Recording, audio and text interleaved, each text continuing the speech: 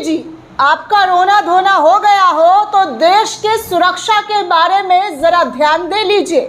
अपने गृह मंत्री अमित शाह से इस्तीफे की मांग कर लीजिए, क्योंकि इस वक्त देश तो एक मामले में पहले ही इस्तीफा मांग रहा था दोस्तों, लेकिन उससे भी बड़े मामले में अब अमित शाह बुरी तरीके से फंस चुके हैं।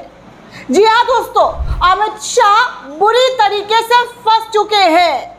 देश सुरक्षा में एक बार फिर से वो नाकामयाब हुए हैं।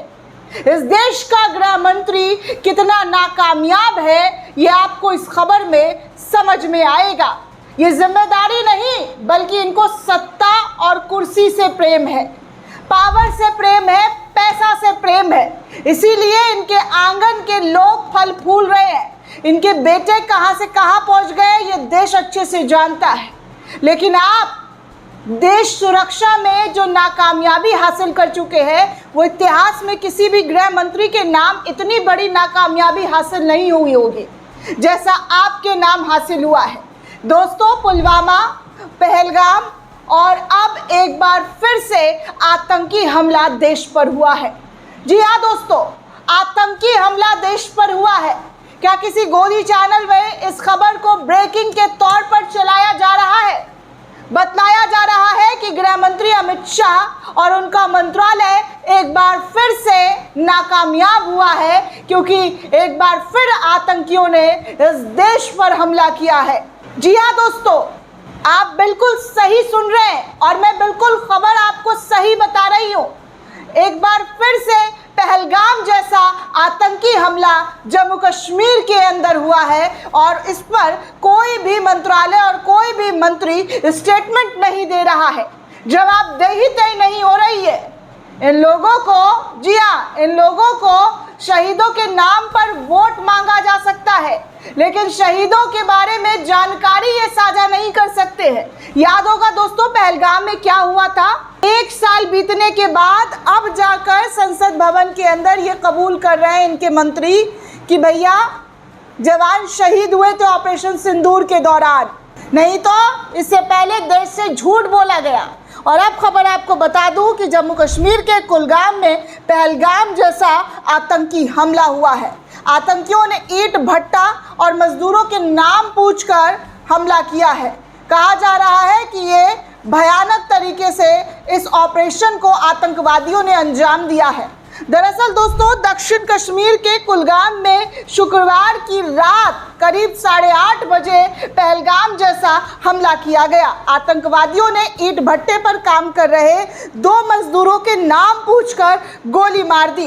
दोनों मृतक छत्तीसगढ़ के रहने वाले बताए जा रहे हैं।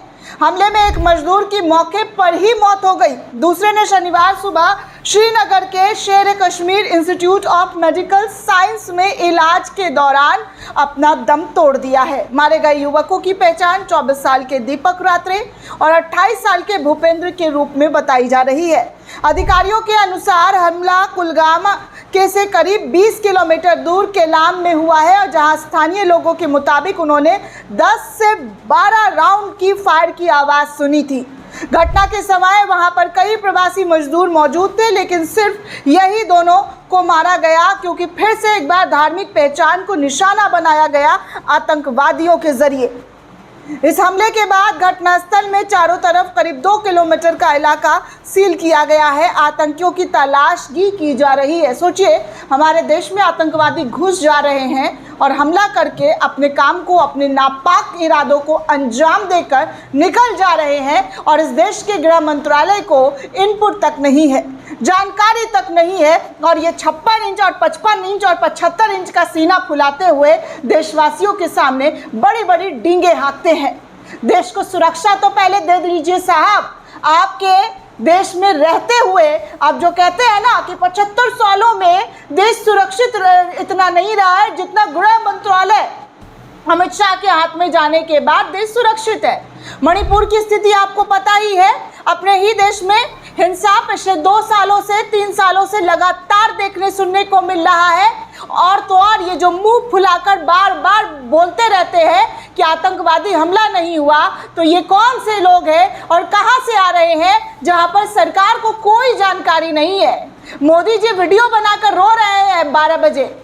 लेकिन 8:30 बजे की घटना पर उनके मुंह से एक बार भी वीडियो बनाकर संवेदना व्यक्त नहीं की गई कि इस देश में कैसे आतंकी हमला हुआ है। शर्म आनी चाहिए ऐसे नेताओं को। सिर्फ अपना रोना रोते हैं और देशवासियों के बारे में एक रत्ती इनको चिंता नहीं है, एक रत्ती फिक्र नहीं है। कुर्सी की ऐसी, जी हाँ, कुर्सी की ऐसी सनक चढ़ी है कि देश में जो कुछ हो जाए लेकिन कुर्सी नहीं छोड़ेंगे, कुर्सी से चिपक कर बैठेंगे। कुर्सी प्रेम इस कदर है। अब गृह मंत्री अमित शाह का इस्तीफा होना चाहिए या नहीं होना चाहिए दोस्तों, हमें कमेंट करके आप ज़रूर लिखिएगा, क्योंकि मैं आपसे अपील कर रही हूँ, ये सब जो हो रहा है इसके बावजूद भी गृह मंत्रालय में गृह मंत्री की जगह रहनी चाहिए या उनको इस्तीफा देना चाहिए। तत्काल रूप से उनको इस्तीफा देना चाहिए और इस देश के लोगों से माफ़ी मांगनी चाहिए कि हमें माफ़ कीजिए, हम देश को सुरक्षा नहीं दे पाए हैं। सिर्फ मुंह चलाने से, टेलीप्रॉम्प्टर से स्पीच पढ़ देने से एक बहुत बड़ा नेता नहीं बन जाता है। नेता वो होता है जो देश को संभाल कर रखता है, देश को सुरक्षित रखता है। और बार बार देश में आतंकवादी हमले हो रहे हैं और इन हमलों के बावजूद भी इन लोगों की जिम्मेदारी तय नहीं हुई है। दिल्ली में ब्लास्ट हुआ, पहले कई दिनों तक इस मामले को रफा दफा करने की कोशिश की गई, लेकिन फिर जानकारी सामने आई कि यहाँ पर भी आतंकी हमला हुआ देश की राजधानी दिल्ली में, और वो भी उस जगह पर जहाँ पर 24 घंटे कैमरा, 24 घंटे सिक्योरिटी, लाल किले के पास। इसके बावजूद भी इतना बड़ा घटना को अंजाम दे दिया गया और अब एक बार फिर से आतंकी हमला हुआ है और इसके बावजूद ये सरकार मुख्य दर्शक बनकर सब कुछ देख रही है। दोस्तों, आपको बता दूं कि खबरों में और हिंदू मुसलमान करने के लिए पूरा एंगल, पूरी चीज़ें चलाई जाएंगी, लेकिन असलियत और हकीकत आपको बताया नहीं जाएगा कि देखिए जम्मू कश्मीर के अंदर और कई जगह देश के कोने कोने में हिंसा और आतंकवादियों का जो प्रकोप है वो किस तरीके से फैला हुआ है। इनके नाक के नीचे ये सब कुछ हो जा रहा है और इनको कुछ पता नहीं है। आपको बता दूं दोस्तों, ये तस्वीरें आप देख सकते हैं, ये 2 शख्स हैं जो आतंकवादी हमले में मारे गए हैं। 21 साल के दीपक और भूपेंद्र 28 साल के। बताया जा रहा है कि शक्ति ज़िले के बुंदेली के रहने वाले 1 साल पहले पत्नी और भाई के साथ मजदूरी के लिए कुलगाम गए थे। भूपेंद्र बहना के बारे में बताया जा रहा है कि सारगढ़ के रहने वाले हैं। बिलाईगढ़ ज़िले के छुइया गांव के रहने वाले भूपेंद्र 3 महीने पहले पत्नी के साथ मजदूरी के लिए कुलगाम गए थे और अब आतंकवादियों ने आतंकी हमला करके इन दोनों को मार डाला है। सूत्रों ने बताया है कि जांच एजेंसियों के हमले में एक स्थानीय और पाकिस्तानी आतंकी शामिल होने के शक है। शुरुआती जांच का फोकस मोहम्मद लतीफ़ पर है। वो पिछले साल लश्कर-ए-तैयबा द रेजिस्टेंट फ्रंट में शामिल हुआ था, ऐसी रिपोर्ट सूत्रों के हवाले से दी जा रही है। आपको बता दूं, बीते 2-3 साल से कश्मीर के ईंट भट्टों पर ऐसे ही आतंकी हमले हुए थे, जिसके बाद पुलिस ने यहां सीसीटीवी कैमरा लगाने का निर्देश दिया था।